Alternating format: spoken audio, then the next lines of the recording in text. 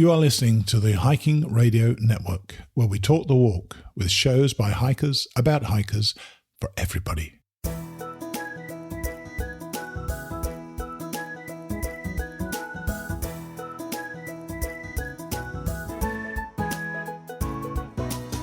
Mighty Blue on the Appalachian Trail, the ultimate midlife crisis.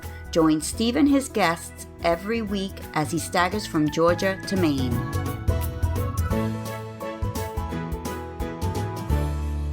Hi guys, it's lovely to have you back with me again as I run through my recent adventure in California. And I know that quite a few of you enjoyed the change of pace last week because you wrote to me to tell me. If you remember, we finished last week, just 3 days into the hike, and when we went to bed that evening at Colby Lake, we knew that our first big hike to real elevation was coming the following morning. But before we get to that, I want to tell you what I was thinking that evening as we turned in after that ludicrous football game that I and Sarah just never got the hang of. I can remember zipping up my tent that night, then lying back in my sleeping bag, resting my arms behind my head and thinking, this is all new territory for me. In my 3 previous attempts on the John Muir Trail, I'd only been able to complete 3 days each time. What I was thinking as I lay there was that for the first time I was making true progress. However, I knew that the following morning would provide me with my toughest test so far. We were currently camping at, I think it was about 10,000 feet, and I knew that tomorrow we were going up to 12,000 feet before a long, intense downhill to 8,000 feet. So 2,000 feet up and 4,000 feet down. It was already slated to be our toughest day of the trip so far, or even of the trip in its entirety. As I believe I mentioned last week, I had no outs. There was nowhere for me to go, so I was definitely going to be doing, or at least starting, a 4th day. I drifted off to sleep, contented, though not without a few concerns about the elevation. Chris had warned us that we'd be making an early start, and because he'd been able to assess us as hikers, he wanted the first group to leave about 45 minutes before the second group. He wanted us all to be together at the top of Colby, and this was the best way to make that happen. It did not take a rocket scientist to work out who would be in which group. I was going to be heading out first. I'm not exactly sure when we left, but it was definitely before 6:30, though we saw light pretty early on as the sun rose enough to light up the tops of the mountains. That is eerily beautiful. The previous evening, Chris had pointed out the pass from our site at Colby Lake, but not for the first time on this trip. It was difficult to see the terrain on the granite mountain, though all we knew was that it was a 2,000-foot climb in about 2 miles and in about 2 or 2.5 hours. We had our first, quite brief rest stop at a small piece of grass, really, not exactly a meadow. Soon we were climbing, and progress was quite slow as we all spaced out up the mountain. I was constantly looking back to see if the later team had caught us. I knew that they would, and I was fine with that, of course, but I hoped we wouldn't hold them up for too long. Then I saw them, and it was clear that they would catch and pass the rest of us way before we got to the top. That was a bit dispiriting, though, funnily enough, I found it pushing me on to delay the inevitable as much as possible. With the sun not on the mountain, other than higher up, of course, it was better hiking conditions, and the climb notwithstanding, I started to enjoy myself.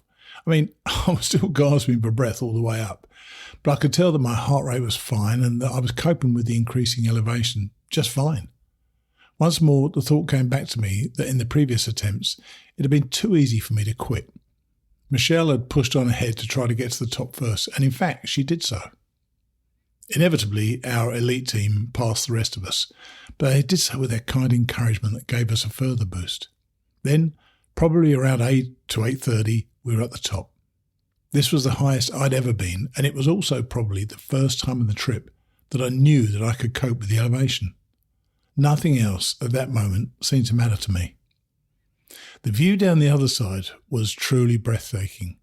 We could see down into the majestic Kern Canyon with 2 distinct levels, a meadow with a lake to the left, which was fully 200 feet above the meadow we were heading for before we descended further to the Kern River.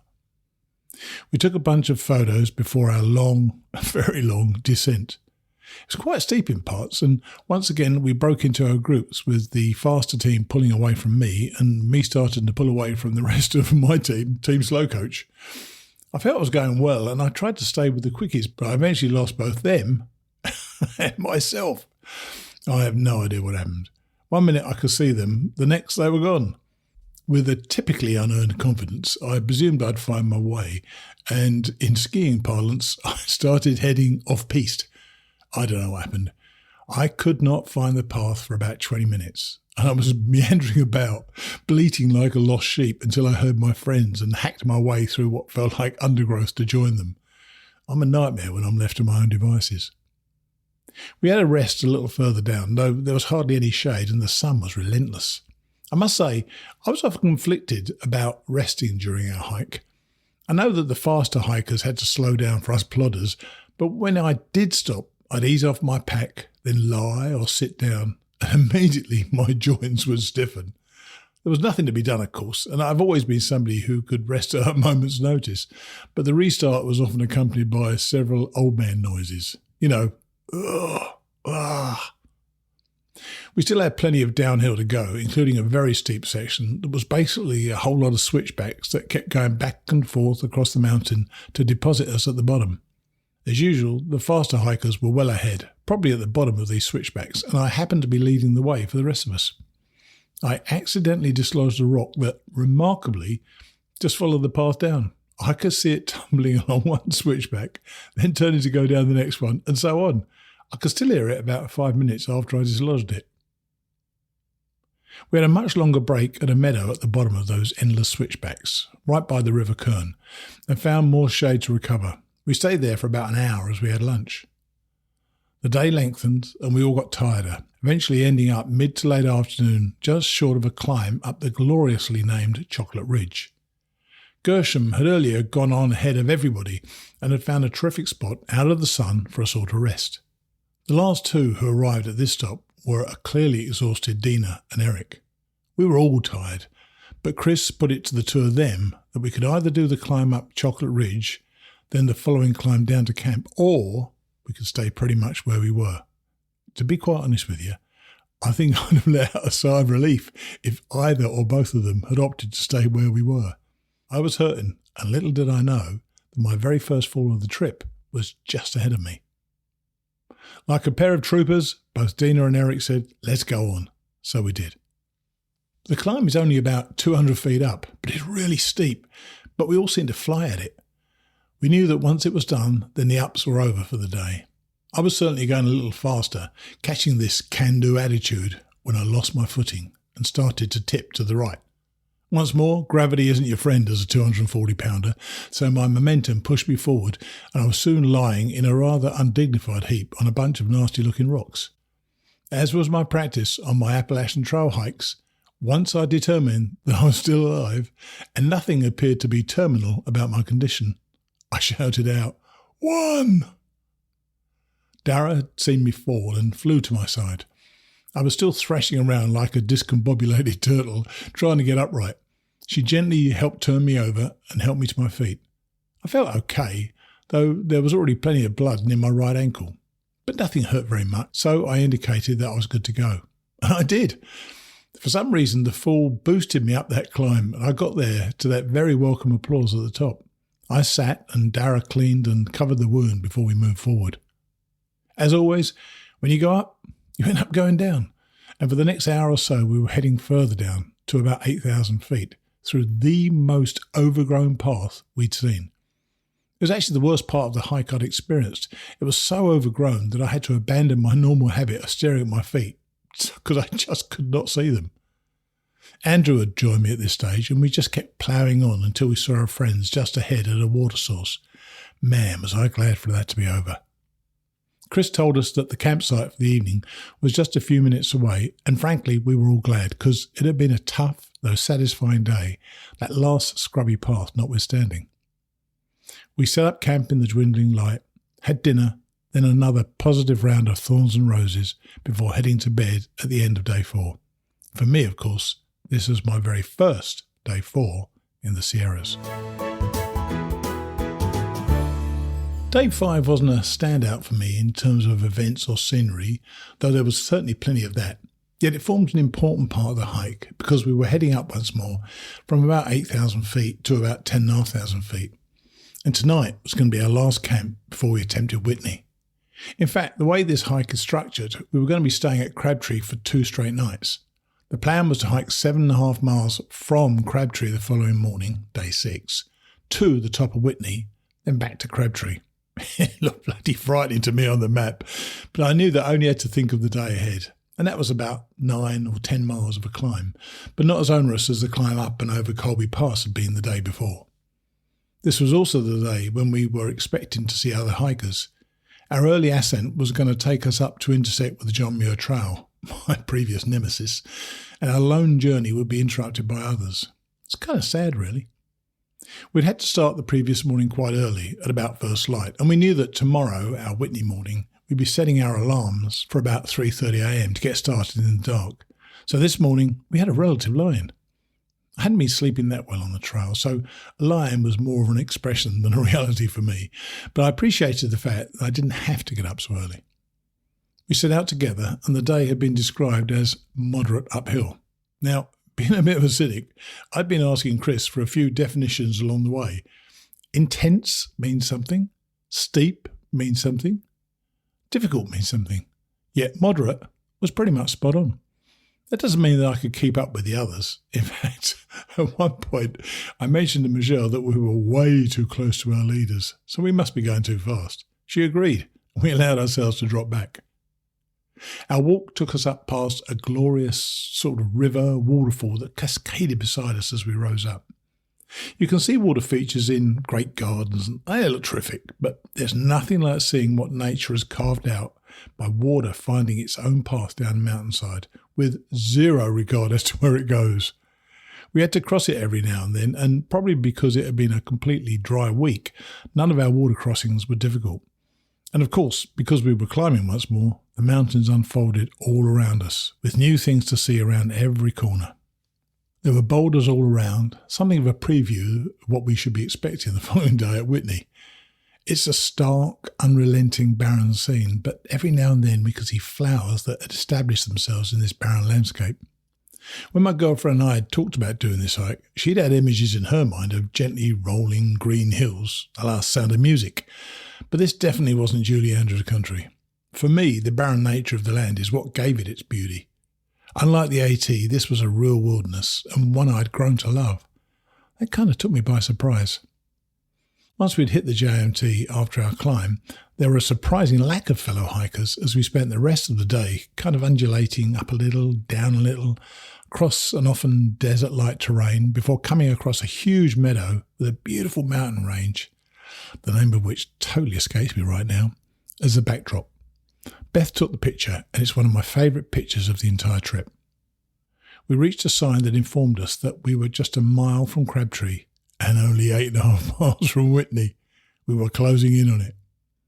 At Crabtree, we all set up camp for 2 days, and Chris explained the toilet arrangements to us. Up until now, since the first day, we'd had to use our digging skills in this regard. But at Crabtree, there was an actual toilet. Well, when I say a toilet, it was in reality a pit with a toilet set up over it on a large wooden board, completely open to the elements. To get there, Chris told us, we had to wander down to the river, cross it, over a wobbly log I might add, then cross a meadow to reach this Shangri-La. There is no possibility that I could ever make that, I said, planning instead to continue my practice of digging my way to bodily comfort. As she had previously, a few words from Dara changed everything. This is really important, as the area is overused in that respect, was the gist of her comment. And wouldn't you know it, the following morning, when I got the call, I found my way to the river, dunked a boot on the wobbly log, hurried across the meadow and performed my morning ritual. There's something about being shamed into doing the right thing that Dara was always able to manage, with me at least. Just before we all turned in for an early night, Chris showed us Whitney. With the sun about to disappear, it looked, frankly, bleak, and a long, long way away and above us. Of course, from that distance, you can't see much, though it didn't look like something we couldn't do. I felt prepared, and I think my friends felt similarly prepared. So that night, we were all thinking about Whitney, and I was thinking that I was going to be in the Sierras for my 6th and hopefully best day ever. That was the end of day number 5. Day 6 was September the 1st, a date that will always now have particular significance for me. I'd waited for this day for about 6 years, since my first aborted attempt to hike the John Muir Trail, followed by other disappointments as I convinced myself that it was the altitude that was preventing me from getting to the top of Whitney. I think I'd learned on this trip that it wasn't the altitude, or at least it wasn't the altitude alone. It was my attitude that prevented me from getting there in the past. This week, I'd climbed high, then camped low, climbed high, then gone down again. The whole trip had brought me to this moment that allowed me to start my 4,000-foot climb without any fear that the altitude would knock me down. That confidence was truly wonderful to have. I knew I'd still be slow, and I knew that I'd still struggle, but I knew I could do it. I was just hoping that all of us were going to be able to get there in the end. Spoiler alert, we all did. Once more, Chris had divided us into groups, with the slow train heading out around 5:30 and the Choo Choo Express following along about an hour later. Yep, we had an hour's head start, and shocker, they still beat us to the top. I'd rarely, if ever, hiked in the dark, but with our headlamps beaming away, and of course carrying much lighter packs because of course we were coming back to Crabtree after Whitney, it was a beautiful, still, comfortable experience. We had about a 2.5 mile walk to Guitar Lake, so called by the fact that it looks exactly like a guitar. Chris knew a shortcut which he told us saved us about a quarter of an hour, yet we wasted quite a bit of that by the fact that several in our group hadn't made the early morning trek across the wobbly log and the meadow to the toilet, so a few needed to use the open-air facilities. Beyond Guitar Lake, only wag bags could be used, and not the facilities. I'm going to leave you to work out exactly what that entails, but suffice it to say, one of our little group took advantage of a double wag bag experience. I'm really pleased to say that it wasn't me. At Guitar Lake, we filled our water bottles and started going up. It wasn't too dramatic at first, and we'd been warned that after about 3 miles, we'd meet up again at a spot called Pack Rest, which is still 1.9 miles short of the summit. Remember that number, 1.9 miles. Anyway, the large slug of those 3 miles was to be 11 long switchbacks. And when I say long, the first one, well, it seemed to take me anyway, seemed to take about 30 minutes to complete, though it was probably less. To be honest, I was never good at counting switchbacks, and I often wondered to myself, is this number 6 or number 4? At least it made me think of something other than the pain I was in, so that was positive. The sun was topping the mountains behind us, so while we climbed, we were in the shade for several hours, and Guitar Lake looked more and more like a guitar as we glanced back. Then the switchbacks took over, and it felt like we were climbing above the world. With each turn, we could look back on mountain peaks below us and in the distance. The noise of a landslide caused us to look around as it reverberated around the valley below for several minutes. And in many ways, this was a precarious walk, with extensive falls to one side, and in one case, both sides. Yet the trail seemed to be carefully built, with steps cut into the path at appropriate intervals and rock piles balanced neatly along the way. Everything looked like it was about to slide away, but it didn't. Inevitably, we were caught by our friends, but they again urged us on. They were all so together, hiking within a few feet of one another, calling out, "We can do hard things," or "How lucky are we?" They were utterly inspiring.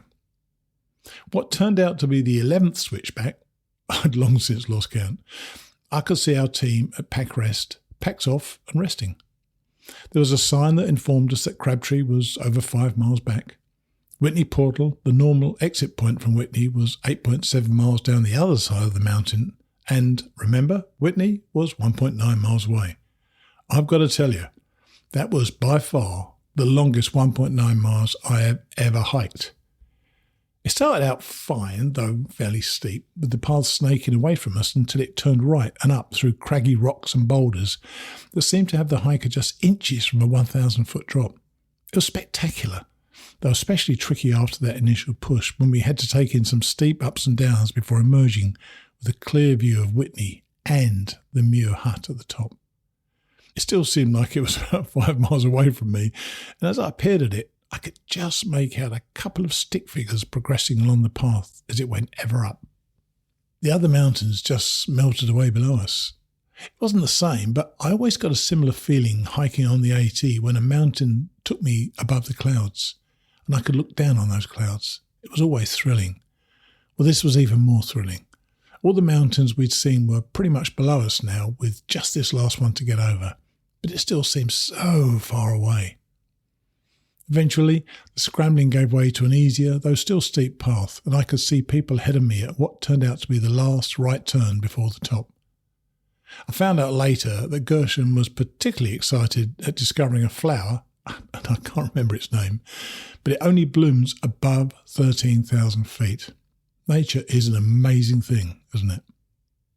Then, as the trail snaked right, then right again, the Muir hut was just ahead. Well, it took me another 20-odd minutes to reach it, but I could see it, and I knew we were nearly done.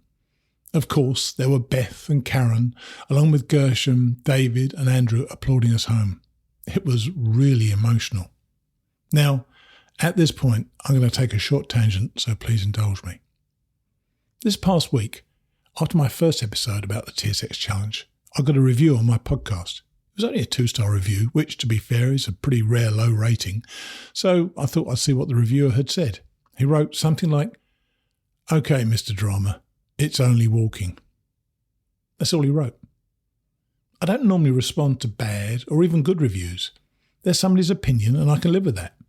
But I've thought about that review this week, and I've concluded that if to this reviewer it's only walking, then he is missing so much out of his hikes, if in fact he actually goes hiking.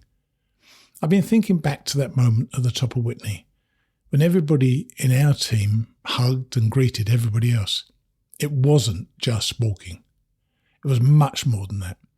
I think I've already said that I've been surprised at how emotional this became for all of us that week. I can't imagine that there weren't tears shed at some time that week by all of us. And whatever it was not just walking. For the next 45 minutes to an hour, we took photos, hugged each other, signed the register at the Muir hut, and for a brief moment, as we had our summit pictures taken, each one of us was higher than any other earthbound individual in the lower 48 of the United States. That's quite a thought. Then, of course, we still had the descent. With several hours ahead of us, we had to get going. Of course, it wasn't as bad, but the path still demanded our full attention, particularly that craggy scramble just before we got back to Pax Rest. I think I was running on adrenaline at that time because I felt completely elated and accomplished. It's just walking, right? But then the adrenaline waned and the slog of getting back down took over, and the day started to really take its toll on me. The lovely Dara passed me, and pausing to ask if I wanted her to stay with me on my descent, I said no, I was happy with my own thoughts. I could see her skipping ahead down the trail, and soon she was at our water stop, just short of Guitar Lake. This is when your sight deceives you in the mountains. I thought to myself, I'll be there in about 10 minutes. But it was another, 40, 45 minutes before I slumped down by her, utterly spent. Ali and Darryl were going to head back to camp, still over 2 miles and about 90 minutes away, and Chris was going to bring home the rest of us stragglers. I asked if they would mind if I went with them. I knew I'd be slowing them down, and it was a bit selfish on my part, but I was ready to be done. Without hesitation, and without any acrimony, they both said, sure, so we set out. I felt an obligation to push it a bit, but their patience with me was so sweet, and I really appreciated it that I could get back to camp with them. When I arrived, I went straight into my tent and passed out into a deep sleep for about an hour. That evening, sitting around in our group over dinner, Chris asked, Thorns and Roses, who wants to go first? I was ready, so I said, I will, and I told them a story that was something like this. I said, Mt Whitney was my rose today. A couple of years ago, one of my listeners to the podcast kindly sent me this amazing map commemorating my Appalachian Trail through hikes. And the map had several customizable parts, so much so that the map designer reached out and offered me the customization. There was my finishing photo, my dates, 50 pictures of my hike, and a record of exactly where I was every single day I was out there. Almost as a throwaway line, he asked, do you want to put a saying or a phrase that you use on the map? Without giving it too much thought, I remember telling a hiking buddy of mine, Jack, that there's never been a mountain I couldn't get over. So that was my phrase, and I must admit that it's kind of irked me that, until today, that phrase wasn't true. But today I mean it. There has never been a mountain that I couldn't get over. I stopped, My friends gave me a spontaneous round of applause. I think my eyes leaked a bit at that. It's just walking, right? And that was the end of day number 7, or, as I will ever think of it, my Whitney day. Day number 7. I don't want to underplay those last 2 days, but I'm aware of the time passing on this show, and I've got a few more of my fellow hikers to talk to before we finish. And in many ways, I was expecting the last 2 days just to be constantly going down to get out of the mountains. I could not have been more wrong. And I'm pleased that I was wrong. Each day had its own character, and each day had its own challenges. While I'd been expecting to be heading down, Chris had different plans for us. This was listed in his website as Day 7, Crabtree to High Desert Camp, moderate to moderate intense. That didn't sound like a walk in the park, did it? After our epic day the day before, Chris gave us a later start, mainly because it was going to be a fairly short day of less than 10 miles. As I packed my tent, I knew that this evening would be our last campsite. All my gear had held up well, despite that puncture early on with my iPad. My favourite gear item was my chair. Believe me, all of us who took a chair were lavishly grateful that we did. When people tell you that you can sit on a rock or a tree trunk, ignore them. They don't know what they're talking about. I love that chair, and I never regretted carting it along with me. Believe it or not, we had a 1,000-foot climb in the morning, and after setting out around 8:30 to 9, I realised that the pounding I'd given my legs the previous day had only served to strengthen them. My heart rate never got above 130, and I could feel that I'd been enhanced by the rigours of the hike, and my hiking legs were starting to kick in. I mean, I knew we were going home the day after, but it's a wonderful thing to appreciate what the exercise has done for you. The climb passed without incident, opening up great views and leading us to another gorgeous meadow. We took lunch at a neat little spot in the woods just after a tougher than usual river crossing. Poor Dina lost her footing and took a dip in the water. Luckily, she had enough dry clothes to change. Setting out after lunch, we were told we were entering a bowl and that we'd be gently descending, then rising in the bowl before climbing back to 11,000 feet at our campsite, which was apparently above Rock Creek. The bowl was an entirely new landscape for us, gently sloping down, then up through desert-like conditions, with small bushes, boulders and huge pine trees all around and spaced quite far apart. I loved it. The path was particularly sandy at this stage, and I spent an hour or so just musing on the hike and the previous day. It was gorgeous. At the last water before camp, Chris informed us that this was a dry camp and that we'd have to fill our water bottles to make the water last as much as we could. Yet he and Ali, and I believe Dara and David, each carried water bottles. In fact, Chris and Ali raced each other up the mountain with a couple of filled water bottles, probably about a gallon each. You know, I just do not know where they get their darn energy. The camp was divine. Because it was dry, most people would pass it by. But for me, it was my favourite campsite of the week. I set up in the fine sand and left my tent open to the mountains ahead of us. It was glorious. I also took the chance to record the thoughts of a couple of our team members before dinner. First up, there was Beth. Okay, this is day number 6, I think. Yep, I think so. I'm sitting here with Beth. Tell us who you are, where you're from, and why you're here. Okay, so my name is Beth Baki-Stenjum, and I'm from Bismarck, North Dakota. And I'm here because I really, really wanted to do the John Muir Trail. And that was not exactly, I didn't have the experience. And so I signed up for this, and it's been awesome. Do you think this has given you the experience for that? Oh, yeah, definitely. I mean, knowing what the expertise that they have and just the knowledge that we'll get through all of this has just been great. I mean, they're I love it. unflappable, aren't they? Yeah, they're just amazing guides. Yeah. So today is day 6, as I say, which means we did Whitney yesterday, which was a triumph for everybody, amazingly. It was great. Tell us about your Whitney experience. Oh my gosh. Wow. It was great. I mean, the weird thing was there was switchbacks, and those were pretty. I mean, they were just long, but I mean they were fine. And then there were these rocky boulders, and that was, to me, kind of fun. I mean, even though there's like a drop off there and you could fall, and that was fun for me. And then getting to the top and seeing everybody get to the top, amazing. I've got to tell listeners that Beth is our cheerleader. She's always up there on her feet, clapping her hands when people come in. What is it within you that makes you want to do that? Well, I mean, I feel so strongly about the relationships that have been built here. I mean, everybody is helping everybody. Everybody is so kind to each other. There's been no infighting or whatever. I mean, it's just not been a cross word. And I've never been anywhere for a week without a bit of cross word. Yes. And nobody, I mean, just everybody's been so kind, and everybody's been so supportive of each other. So it's been fun to just see, like, everyone get through what probably is one of the hardest weeks of their lives. Yeah, certainly mine, Yeah. So what will you take away from the hike, do you think? Oh, wow, that's a good question. Sense of community, sense of accomplishment. That Mt Whitney, just, man, I don't know that I'll do it again, because that was hard. I know for damn sure I would never do it again. But, I mean, just the sense that you can do hard things.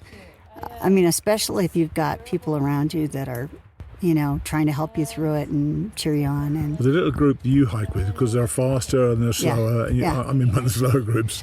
The group you hike with, you shout out, don't you, about we could do hard things. Yeah. We always say, we are, how lucky are we? And we get to do this. We get to do this. When it kind of gets hard, then you just think, yeah, we chose this.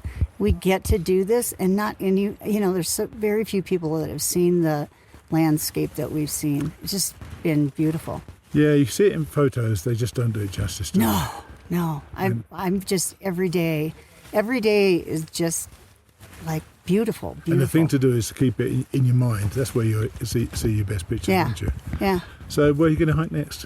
Oh, gosh. Well, I talked to my stepson last night, and he said, Kilimanjaro? And I was thinking, gosh. I don't think so. But who knows? I don't know where. It's opened up horizons, though, hasn't it? Yeah. Don't you think so? It does something to you. I always said I'd never hike again after my first hike, and I've hiked quite a few miles since then. I'm starting to think now I could be near the end of my hiking, because this has really been exhausting for me. Well, yesterday was, it was over 12 hours for everybody. And what about the previous 4 days? Did you get, we had the water slide, and we all jumped in the lake. Yeah. That was something I wouldn't normally do. Really. Yeah, I know. Just stuff that you just, when you think, why not? You're here, why not? Dara said this amazing thing. She said, "What are you going to do it next time?" Yeah.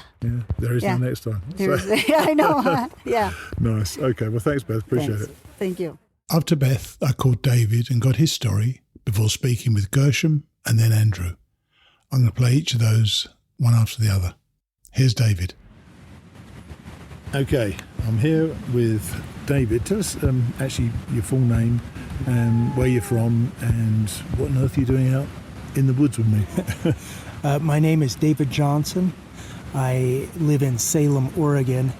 I am out here. I signed up for this trip largely to celebrate my divorce. Excellent celebration. By the time you've been having such a good time, I suspect you're quite pleased with this all happening now then. Well, this has been a great trip, yes. And even though my divorce is not final yet, it's nearly final. And so this trip has largely served the purpose of celebrating my divorce. Now, as I said to you just now before we started recording, I'm trying to get people at different stages of the hike. Now, on day one, we didn't know who we'd get on with and what it would be like, but we've really gelled as a unit, haven't we? And you've really gelled with some of the people here. Talk to us about that. Yeah, I mean, there are 14 participants, 3 guides and 11 civilians, if you will. Everybody has gotten on really, really well. I haven't heard any complaints or anything like that.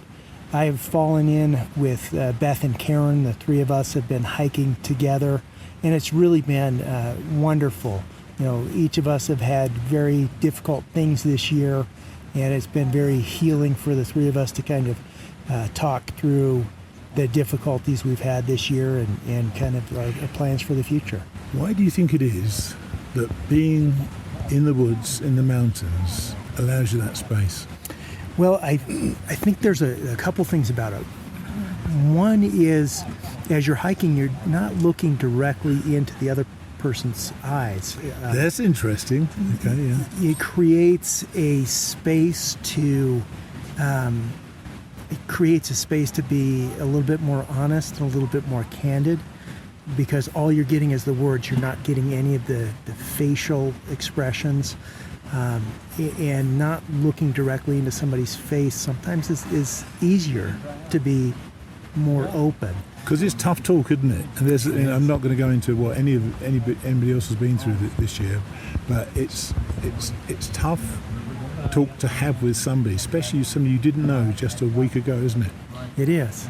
And the space that this place creates is quite remarkable. I've never seen I've seen lots of communities and I've hiked quite a bit with lots of different people, but this has really gelled together as a group more than I've seen. What about the day yesterday, Whitney? What was tell me about your Whitney day? Yeah, so yesterday was Summit Day. I have to admit that I was very nervous about going up. I was particularly nervous about the last 1.9 miles along the ridge line. I had in my mind an image of a path, 8 inches wide, death on one side and death on the other side. Death on the other. And that wasn't how it turned out to be. Of course, it was still a very physical day. Lots and lots of work to get up and down the mountain. Beautiful experience to celebrate with everybody at the top. That was just the most amazing thing. Yeah. It's like a lot of things in life. When you face it head on, it turns out to be a lot less difficult than you imagine it's going to be. But I don't know about you, but I was absolutely, well, the English call it cream crackered by the end of the day. I was exhausted.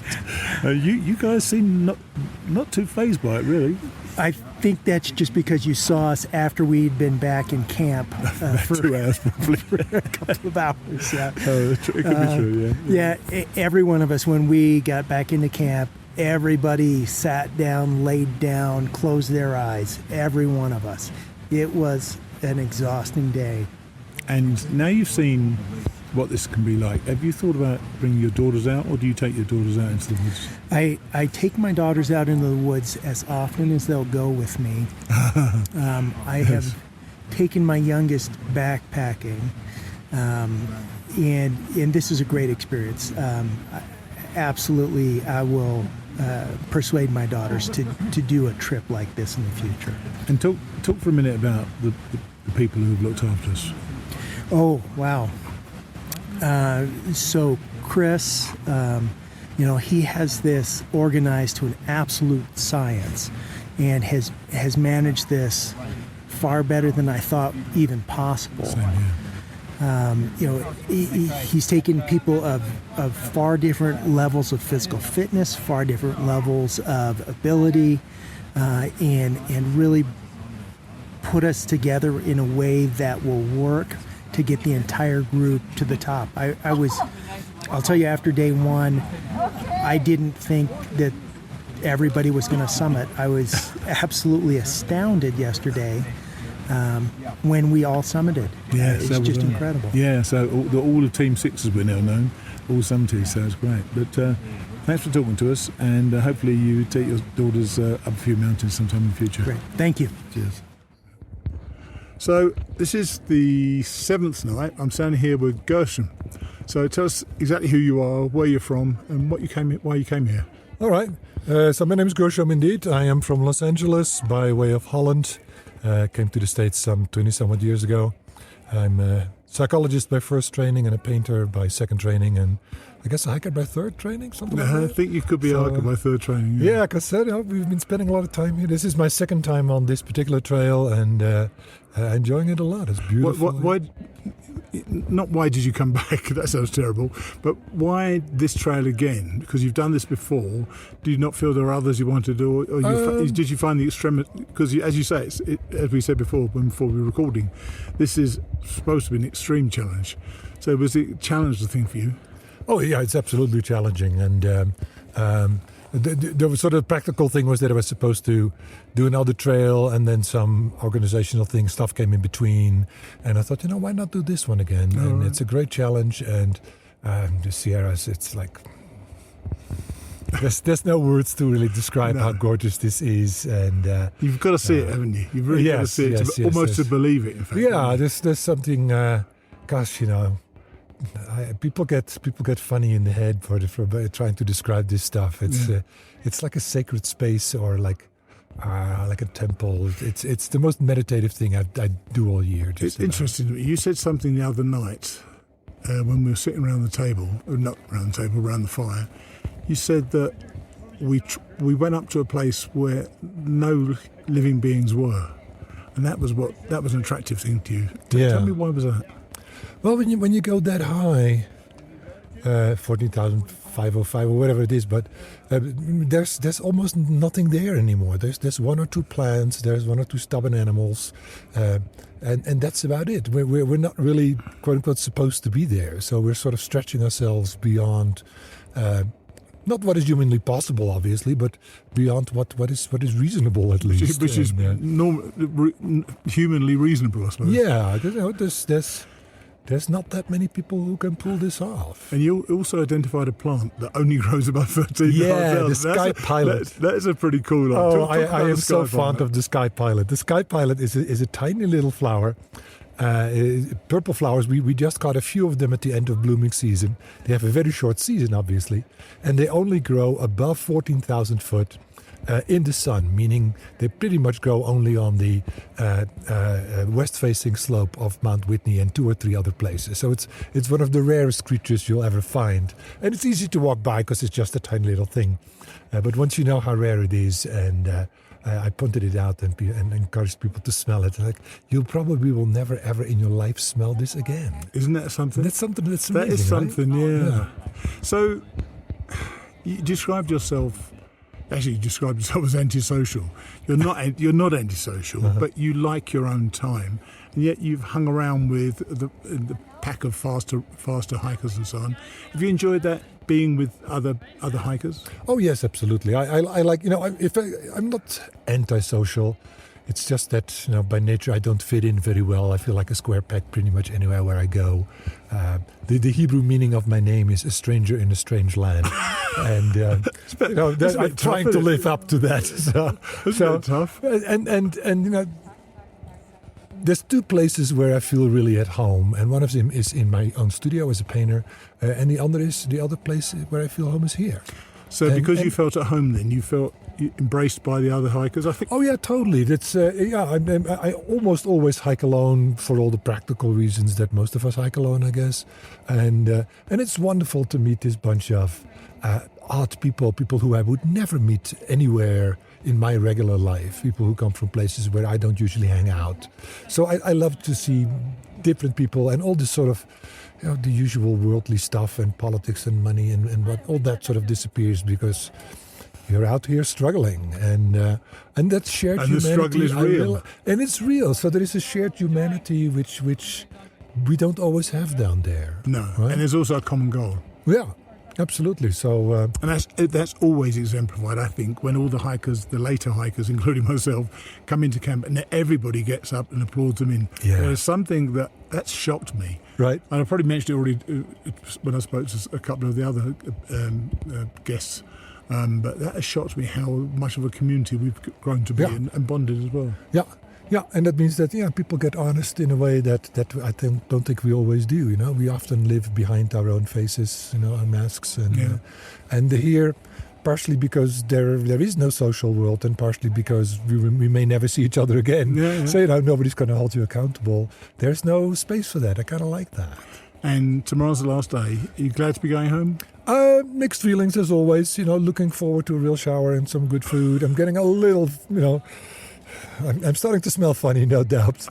So some of it is, it's enough already. And my body has been doing very well. I've been very happy with that. But, there's an end to how far you should push And that. I've got to tell listeners, by the way, Gershon is definitely at the fastest high career, and you're 60 years old, aren't you? I am, yes. Oh my gosh, you look amazing. Well, thank you. And you're a great ad for Pilates. I'm going to look up Pilates when I get back. All right, yeah. Pilates has certainly helped me to prepare for this for this thing. And every other hike, of course. So, yeah. Well, I've enjoyed your company, man, and I appreciate you talking to me now. Thank you.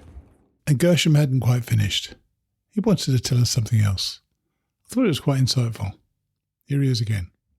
As often happens when I press stop on recording, the guest says, there's something else I wanted to say. I suddenly had this last thought. So yesterday we all went up Whitney, and everybody was sentimental about that and extremely happy. And so we came all back, and many people had been crying on top of that mountain for reasons. Everyone does their own reasons. Sure. But it's a very sentimental experience, a very emotional experience in ways that is not easy to describe with regular emotion words. And so this morning when we woke up around camp, I still sort of felt that energy, that everyone was just a little bit more open. And personally I can at least speak for myself, that it's sort of, you feel like cracked open by that thing, and all your emotions that are usually a little, tightened up in the world because you have to live a life, etc., are shaken up or shaken loose. And so today I very much enjoyed hiking a long stretch by myself and finding the solitude to sort of keep those emotions going a little bit longer, knowing that eventually you'll have to tie that back up again. But so today I felt sort of split open by that mountain and vulnerable. Now, also on the second from last night, I'm here with Andrew. Tell us your full name, Andrew. Where are you from? Andrew Cohen, and I'm from Tamarack, Florida. Right. And why are you here? I like hiking. I wanted a challenge. I heard about this trip.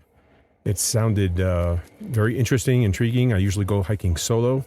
I'm not familiar, obviously, with the West Coast, so I wouldn't know where to go, and I would have to do a lot of research. And the idea of a guided trip sounded very attractive to me because I don't have to worry about permits. I don't have to worry about planning campsites, planning logistics. It's all taken care of. All I had to do, obviously, fly in with my personal equipment, and I'm ready to go. So for those reasons, in addition to, obviously, Mt Whitney, which is the tallest mountain in the lower 48, which... Never been a mountain you can't get over. It's a good philosophy. When you first looked at it, though, it certainly didn't feel that way. And the unknown, obviously, I think like most of the people here, I had a lot of apprehension. I was worried about physically whether I'd be able to do it. I was worried about the altitude, if I was going to have a medical issue with the altitude, and if I would be able to climb. How'd you cope with the altitude, by the way? I feel like I'm panting like a dog sometime, or sucking air. Right. But that's called going uphill. Yeah, that too. But even just sometimes up there, you just have to stop and I just feel like I'm gasping for air, and like you're not just getting enough, like trying to breathe through a pinhole. Yeah. But you take a second or two, your heart rate comes down, you're breathing, you slow down, you regulate it, and you just keep going. Sure. I mean, there's times looking up there on the mountain, you look over and you think, what am I doing up here? We don't belong up here. What am I thinking? But none of these days have been easy. Not just, Whitney was exhausting because we did 7.5 miles up, 7.5 miles down. And that coming down was... Plus the miles to camp that you did before and after. That's right. It was a very long day, 12 to 13 hours of hiking. But I've looked back at this week we've had, and every day has had some tough climbs every day, hasn't it? Yeah. We've never had an easy break, have we? Have you found it too challenging, or you found it the challenge you wanted? I found it the challenge I wanted. In a way, it was...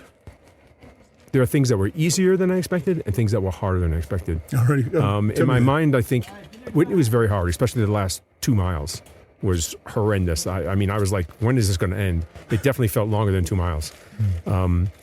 But after it's over, or even some of the climbs that we've done today in the first couple of days, they were tall climbs, 2,000 feet in elevation, but we did them and we got over them. Like you say, there's no mountain you can't get over. And, sometimes you look back and like, oh, that wasn't that bad. Like today, when we came into camp here, I'm thinking, oh, that wasn't that bad. I could have kept on going if I had to. It's a measure of how we've all improved, I think, as hikers, because I felt the same. I mean, it was tough. Yes. And I was breathing hard, and I always checked my heart rate and things like that. But I got here much easier than I got there yesterday. Yes. Yesterday was such a satisfying moment for me to get that done. And I thought today would be not a letdown, but allow yourself to come down from that high. And it kind of was, it was a toughish day. There's some quite easy parts as well. And we turned up this beautiful campsite. I'll let you describe it. Tell people where we are. It's like a flat plateau. It's almost all rock with trees. There's some ground cover, small trees, but these beautiful large trees that are out here from the East Coast, they're beautiful. The area is actually magnificent. One of the things I've noticed hiking in different areas, like along the Appalachian Trail and Georgia and even Alabama and some of those areas, the forests in the east are dense, very dense. You have that green tunnel that we always talk about when you're hiking. Yeah. And here you notice that there's more spacious. I don't know if it's because there's not enough water or resources maybe to support as much trees. That's I don't know, I'm just guessing on why. It seems very dry up here. It's very arid and dry. It does feel like walking through a desert with trees. Yes. That's a great description of it. But in seeing this, I mean you get more of a view as you're walking, and it's magnificent. And we're looking up at mountains. Yeah, we're looking at tall mountains. He did tell us, the guides did tell us what they are. I don't remember what they are. I can't remember the names. I'm going to have to look them up later. They look bleak, don't they? But yeah, I mean, there's nothing on them, no green at all on some of them. You don't see a tree even. No, it's at all. It's measured. And I mean, it's a harsh territory here. I mean, everything here you work for. You want to see the views, you got to climb to the top. You got to earn the views. That's right. At the top of the mountain. You're working for it. But it's rewarding. And for people that like to come out and hike and see this, we each have a different reason why we're out here, what makes us tick. And sometimes, I mean, I can't even describe sometimes what draws me to hiking and going out in the woods. But I know it's something that I like to do and I want to do. Sure. And we're finishing tomorrow. We've probably got another tough day, although it's downhill. Yes. How are you feeling about it being over? Mixed. I'll talk about that later at Thorns and Roses. But I'm feeling mixed. Obviously, glad it's over in a way. There's two parts to everything, and that's going to be my thing. Basically, you have the two things you're looking forward to. It's over. You're glad because it's hard. It's physical. Part of you will be sad it's over because we enjoy this. We like doing this. Yeah. But yet, we also like our creature comforts as well. And I'd like to go back home. I have a family. I have work I have to get to, unfortunately. Go back to work. But we have responsibilities. We can't just cut off the outside world. While we're here, we have this is very unique in the fact, in my experience, I've never been on a hike where I've had no cell service for basically a week. No text, no weird, internet, no nothing. It's weird. I'm fine with that, but you can't keep in touch with home. But the world is still turning out there. You don't know what's happening. Things break down. Problems happen. People get sick or hurt, and you're not there to do anything. Are you worried about that? Am I worried about what? About the fact that you don't know. I can't control it. No, I'm not worried about it, but I'm saying... you just made me worry about it. well, I'm saying like a family member could be ill. You wouldn't know. You have no clue, and there's no way to even let you know that until we get out. So these are the things I worry about, obviously, that something happens, and I'm actually helpless to do anything. Yeah. Even if I could get notified, I still have to hike out. So... Well, you're going back back on the day after to Florida. It's been an epic trip. It's been great to meet all you guys. I've really enjoyed myself. Same here. It's been a pleasure. And I appreciate you talking to us. Well, thank you very much. Cheers. Cheers. As you can tell, I wasn't the only one who was having a blast. Another Thorns and Roses had me leading off once more, naming Chris, Ali and Dara as my roses. I wanted to make sure on this last night that they knew how much we appreciated what they had done for us, and in many ways given us an almost transformative experience. Others felt just the same. But the day wasn't quite over. Chris wanted us to see the sunset, so we set off up our last climb of the day, probably no more than a couple of 100 yards uphill, to see the west in a glorious panorama as the sun disappeared. It could not have been more perfect. That was the end of day number 7. Day 8 would take us out of the Sierras and back to civilization. The plan was to get to Lone Pine by lunchtime, and to do that we needed to be up and out of camp really early again. I think we left around first light, though I'm not actually sure. We may even have had to use headlamps. What I do recall, though, is that it was a wonderfully flat start, and I could feel those legs of mine responding pretty well again.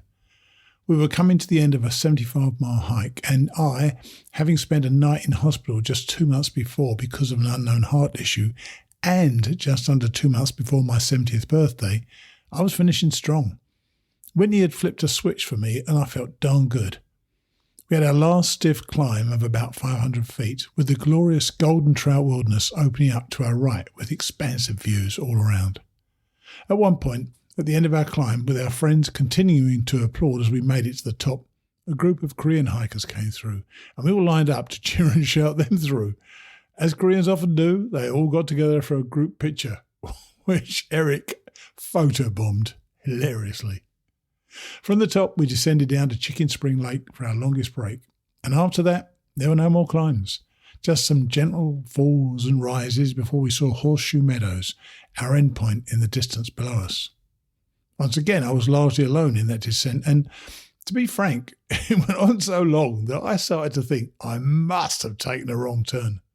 Happily, I hadn't, and Eric started running up behind me. Like me, he'd been growing in strength as the week reached its end. We hiked on together, reaching the end to the cheers and applause, of course, plus lots of hugs and congratulations.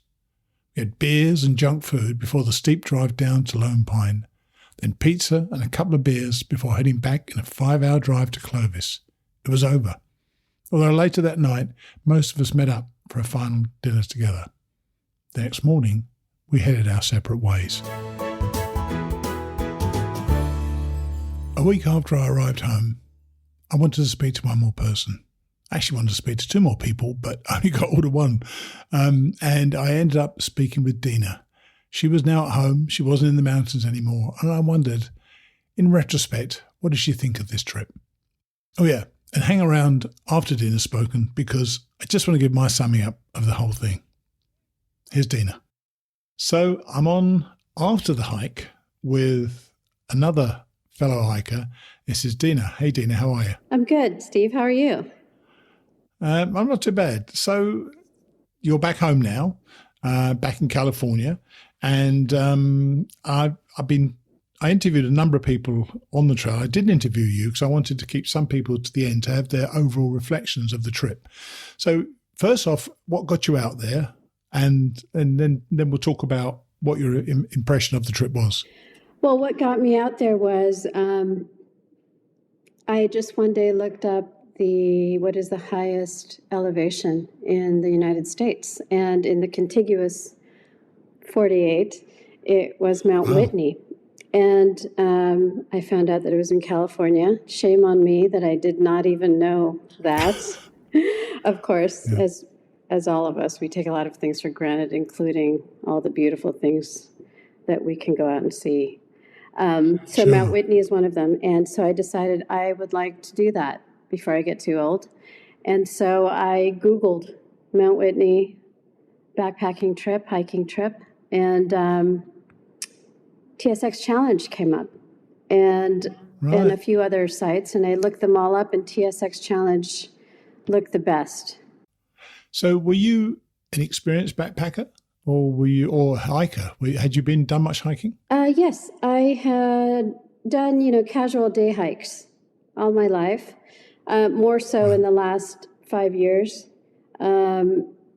So I thought, I was up for the challenge, and I work out regularly, so I thought I would be okay. I thought. So what did it feel like to you? When you got there, one thing that I realized straight away was there was no way out. Once we were left there was no way out. Was it how you imagined it would be, or was it different to what you were expecting? The funny thing is, I think I focused so much on summiting Mt. Whitney that I sort of pushed aside the whole Trans-Sierra part of it, which when we arrived at camp, slowly started to dawn on me. And I had to work all week to not let it intimidate me and just to push through. So even though I focused on Mt. Whitney, the biggest challenge was actually the daily Trans-Sierra part of the trip. It was difficult, very difficult. It wasn't easy, was it? You know, I think when I was looking at the trip, I only focused on Transierra and not extreme. And it was the extreme that it became for me, because Whitney was tough, but by then we were already 5 or 6 days into it. So I think our legs improved. And even though it was a real difficult day to get up Whitney, I thought some of the days earlier, I struggled worse in those earlier days. So did I, particularly the first day. I think of myself as sort of a sprinter versus an endurance kind of a person. And I would always be enthusiastic, ready to go in the beginning of the day. But as that goes, I would run out of gas very quickly. And as we both know, we needed gas slowly and steadily throughout the entire day, every day. So that was a big lesson. That was a big lesson in pacing. And something we spoke about before I pressed the record button was the humongous size of your pack that you were carrying with you.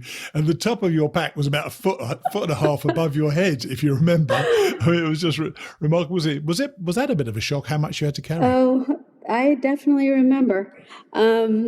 It was a bit of a shock. I had done another backpacking trip at Half Dome Yosemite.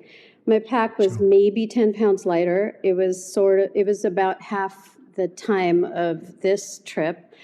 So I was a little bit used to it, but it was a bit shocking when I needed help, which you so kindly gave, every time I put my pack on. And I thought myself ridiculous looking, because I'm 5 feet tall. Just to give a picture, I'm 5 feet tall, and I put that pack on. And before I left, my husband said, "Why didn't you just put yourself in that pack?"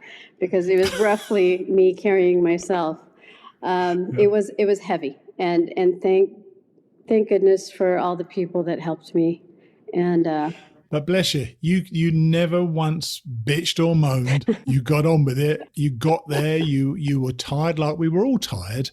And that moment you got to the top of Whitney, I remember you hugging the other Steve. You were very, very emotional about it all. And all the women were, because the women were great and supportive, as women always are, by the way.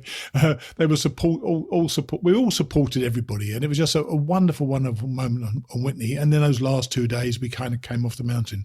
What was your overall takeaway? Because it was more than just Whitney, wasn't it? It was more than Whitney. It has a lot to do with yourself and finding improvement even as you get older, and that you are able to do a lot of things that you may have doubted, which leaves room for even bigger and better things down the road if you're open to it. And so it gave me a huge boost of confidence. I was very proud of myself, and it was just sheer amazement really at the human body and what it can do when it's motivated enough. So it was a big moment. I was really happy to have done it, just as you were, I'm sure. Oh, I was. And in fact, I'd never felt so much part of a team since I stopped playing soccer 35 years ago.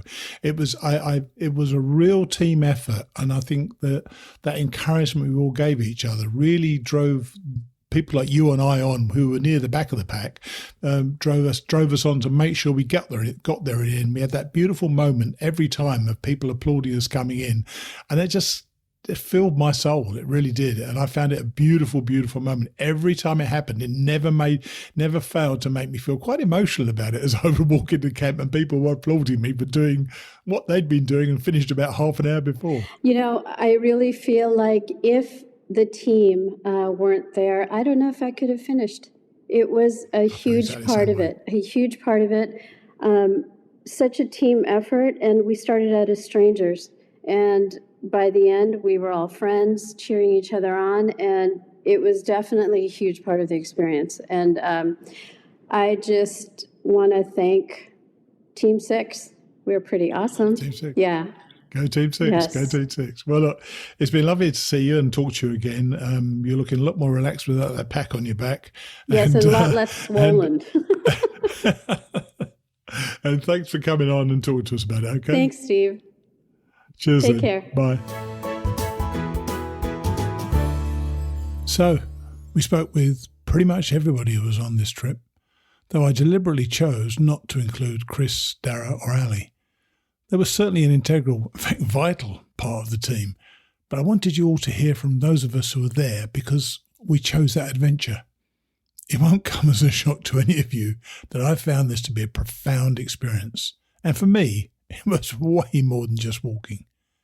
Since I finished, and definitely in the car I was in on the way back to Clovis, I kept remarking to my friends in the car, we've been higher than that. Or, it's not that high, is it? And my feeling of accomplishment has grown since I've returned home. I told you at the beginning of last week's show that I didn't want this to turn into an ad for the TSX challenge. I just wanted to give you an honest opinion and some idea of what it was like. But of course, I'm now a mad fan of this group of people, and I want to publicly thank all three of them, Chris, Dara and Ali, for giving me a week that I will never forget as long as I live. I'll see you next week.